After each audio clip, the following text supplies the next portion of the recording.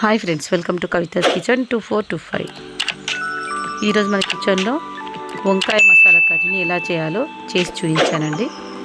చాలా అంటే చాలా బాగుంటుంది. బగారన్నంలోకి, కిచిడిలోకి, చపాతీలోకి, పుల్కాలోకి చాలా బాగుంటుంది. మనం పెళ్ళిళ్ళలో ఎలా చేస్తామో సేమ్ అలానే చేసి చూపించానండి. ఇంట్రెస్ట్ ఉన్న వాళ్ళు మొత్తం వీడియో చూడాలంటే కవితాస్ కిచెన్ ఛానల్లోకి వెళ్ళి మొత్తం వీడియో చూడొచ్చు. చూసినాక ఒక లైక్, సబ్స్క్రైబ్ చేసుకోండి. Thanks for watching Kavitha's kitchen. Thank you.